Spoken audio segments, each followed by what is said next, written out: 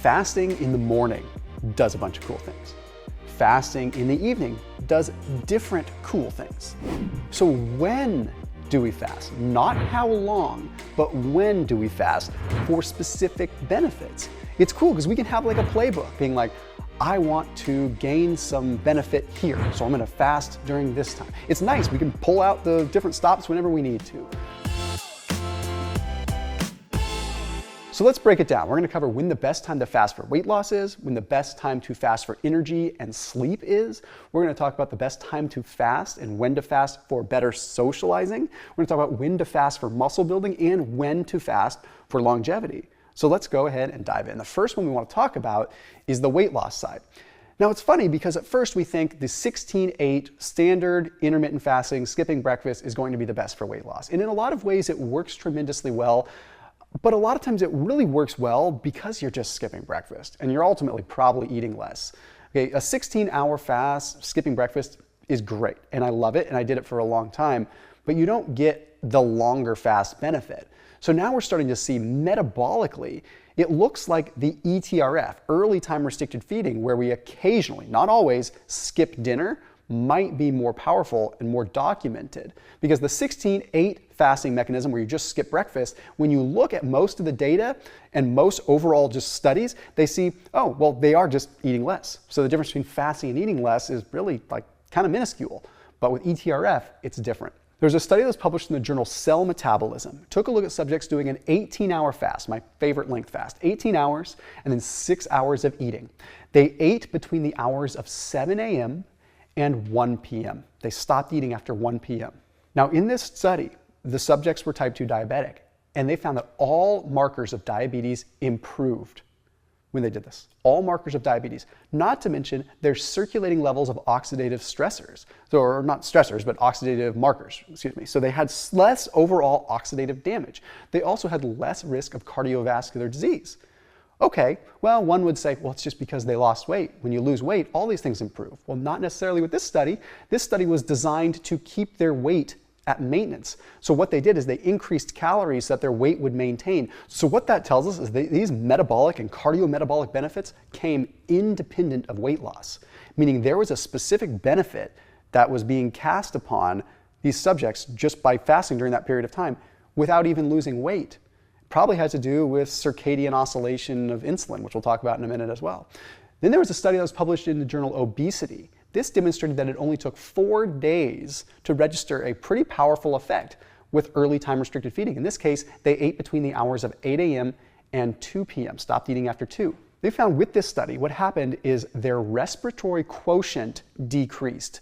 Now, if you have a background in biochem at all, or you remember sophomore biology, the respiratory quotient is essentially where if the number is lower, it means you're oxidizing more fat. If the number is higher, you're oxidizing more carbohydrates.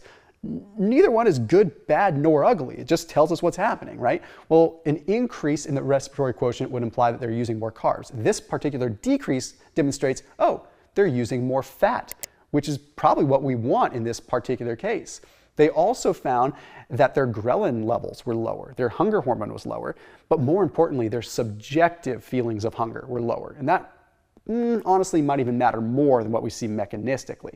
They felt less hungry. Now let's get into what's probably going on. Because remember how I mentioned that circadian oscillation of insulin sensitivity? We legitimately do have more insulin sensitivity at different times of the day and less at different times of the day. It oscillates with our clock genes, with our body and our circadian cues. So the Journal of Clinical Endocrinology and Metabolism had published a paper, and this one demonstrated that the expression of genes that were responsible for free fatty acid oxidation were between 38 and 82% lower in the evening. Whoa, what does that mean in human terms? It means that in the evening, we were between 38 and 82% less efficient at oxidizing fat. We were expressing less of the genes that are associated with fatty acid utilization in the evening. So if you are doing standard 16-8 fasting where you skip breakfast, you miss out on this. You end up stacking most of your fat and calories in the evening. Now, it may sound like I'm going against things I've talked about for a decade, right? I'm not. 16-8 is still great. I still do it frequently. But I'm just saying that if you're trying to go most bang for the buck, we have to follow the newer research and say, wait a minute, maybe a couple days a week, skipping dinner might be more profound. Okay, just try it. Which leads me into the next one, which is when do you fast if you're looking for better sleep? Okay, so let's break this one down. It's very intriguing. Before I get into the nitty-gritty of that, I put a link down below for Thrive Market because you can save 30% off utilizing that link down below. 30% off your entire grocery order. The reason I mention it is because I always talk about Thrive with foods for dinner and things like that. But now that we're talking about maybe eating breakfast again and skipping dinner, there's a whole bunch of different foods that they have that will work well for breakfast. So Thrive Market's an online grocery store. So you go online, you order your groceries, they get delivered to your doorstep, and it makes it that easy. No more going to the grocery store. It's just super easy. But the best part is, realistically, we're all pinching pennies, and that link down below saves you 30% off your entire grocery order. Plus, you get a free gift up to $50 when you use that link. So if you're fasting, you're doing lower carb, you're doing some kind of different dietary pattern, it would be really crazy to not check them out. You gotta try them out. It really is a game changer in terms of how you stock your house up with good quality foods. That link is down below in the description. So when it comes to sleep, or when it comes to having more energy, it actually looks like ETRF, early time restricted feeding occasionally, might be the way to go as well. And don't worry, this isn't just totally biased towards ETRF. As we get going through the rest of this video, there's different times to fast for different things. It just so happens that for sleep, early time restricted feeding works better too. So we do know from some bigger studies before, like a study that was published in the journal Nature, that eating later in the day or later in the evening disrupts circadian cues. Okay, and eating earlier in the day encourages the right circadian rhythms. We do know this at least somewhat, right? So we have to kind of lean into that. Well, there's another study that was actually published in the journal Nutrients that dives in a little deeper. This paper looked at subjects fasting after 2 p.m. So they ate between the hours of 8 a.m. and 2 p.m. They found that when subjects did this, it upregulated their circadian clock genes.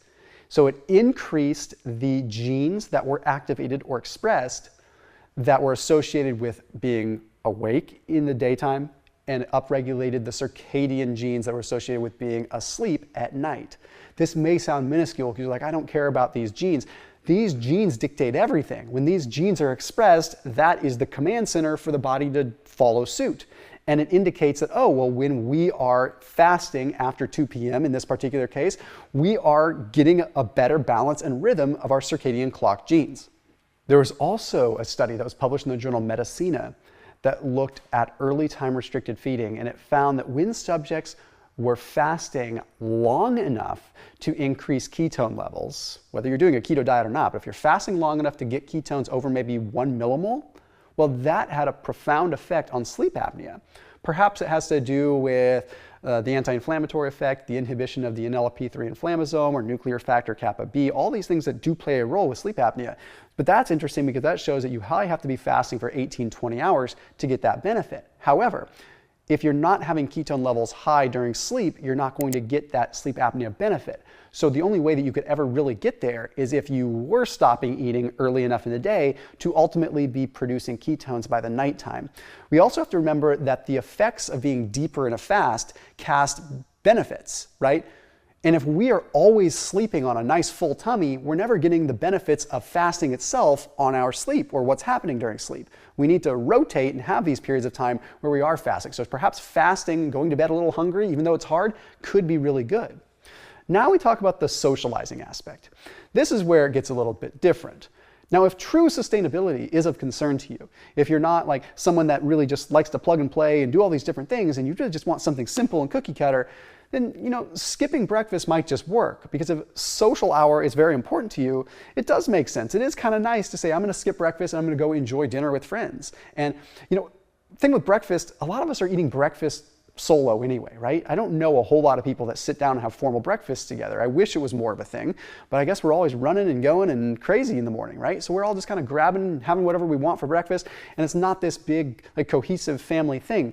In the evening time, that's family. In the evening time, that's social time, and I totally get that and respect that. And I feel like a 16-8 approach or even an 18-6 approach or even a 24 approach where you're eating in the evening, that could work really well. But my suggestion would be, say, go for more of the happy hour, go for like the 4 to 6 p.m. where you're not having to go out super late. That way you can still eat before it gets super dark, unless you live in the cold white north where it's dark at 2 or something. But other than that, at least you're going to be eating still along with your diurnal cues.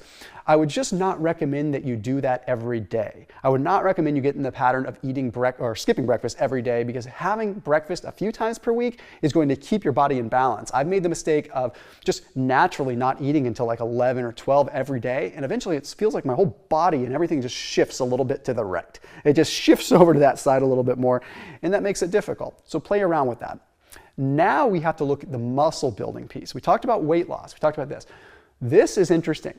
Okay, when you look at the data, as much as I don't like to say this, because I am someone that is such a big fan of training fasted, I am such a big fan of training in the morning when it comes down to staying lean and maintaining my muscle, I know for people that are building muscle, it actually is a little bit better to train in the afternoon. We've talked about this before. For fat loss, maybe training in the morning, but muscle building, training in the afternoon, evening is actually pretty good. Now, here's what's going on. There was a study that was published in the journal Translational Medicine that took a look at 34 resistance-trained men, and it had them go on a standard sort of intermittent fasting regimen, right? In this particular case, they were doing late TRF. They were eating their meals later on in the day, skipping breakfast. Okay, they had them work out in the afternoon, and they were eating at 1 p.m., 4 p.m., and 8 p.m. Well, they found they maintained all their muscle, if not even put on a little bit of muscle, and they retained their strength, and they had actually a modest decrease in body fat. So overall, things actually improved quite well, and they were training in the evening. What's going on with this? Why is training in the evening potentially better for building more muscle? Well, again, I don't like to admit it because I'm a big fan of training fasted. I will say training in a fasted state casts different benefits. You are stressing yourself during a fast. You are stressing yourself when you're deprived, which increases all kinds of different hormetic stressors. So I am all for fasting and training at the same time. But if muscle building is your goal for a set period of time, there is evidence. There was a study that was published in the Applied Journal of Physiology. You took a look at 42 people, and they pretty clear as day with this study saw that training in the evening led to more muscle, probably because they had more food in their system and they were less likely to go through muscle protein breakdown. Here's what we have to consider. When we fast, we break down muscle. It's called muscle protein breakdown. When we eat, we have muscle protein synthesis. So if you're training during your eating period, your muscle protein breakdown is simply going to be less because you're going to break down food and you're going to be quicker to get into muscle protein synthesis. If you are training in a fasted state, you usually have to go for a longer period of time before you actually eat. So you work out and then you're still breaking down tissue and then you eat hours later, which again, there's evidence that demonstrates you can still retain, but it might be harder to gain as much. Okay, this ratio of muscle protein synthesis and muscle protein breakdown is super duper important. What I would typically recommend is if you can fast and then end up working out at the end of your fast and then eat right after your workout and break your fast simultaneously with your post-workout meal. Okay, now the last one I want to talk about is the longevity piece. Is there a specific time that you should fast for longevity? Like, oh, it's fasting in the morning better than the evening. This is where it gets interesting because I think that if we're looking at a holistic approach, trying to get benefits everywhere, I think a minimum 24-hour fast is what's good for that longevity casting benefit. That way you're getting the effects of fasting throughout all different periods of time, okay? This is where I'm actually a fan of something that I've sort of coined myself, which I call the rotating 24-hour fast. The rotating 24-hour fast implies that, well, you're going to switch your time period in which you fast all the time. So maybe you do 2 or 3 24-hour fasts a week, I don't know, whatever you feel like doing, but rotate when you do it. So sometimes go 24 hours from lunch all the way to lunch. Sometimes go dinner all the way to dinner. Sometimes go breakfast all the way to breakfast. Rotate those 24-hour fasts so the deepness, if you want to use that word, of your fast is happening at different periods of the day each time you do it. That way you're casting potential longevity effects along different periods of your day. That rotating 24-hour fast is something very important. Don't get set in a rhythm. Change it up. I hate the words keep your body guessing, but at a certain rate, keep your body guessing. So as always, keep it locked in here on my channel, and I will see you tomorrow.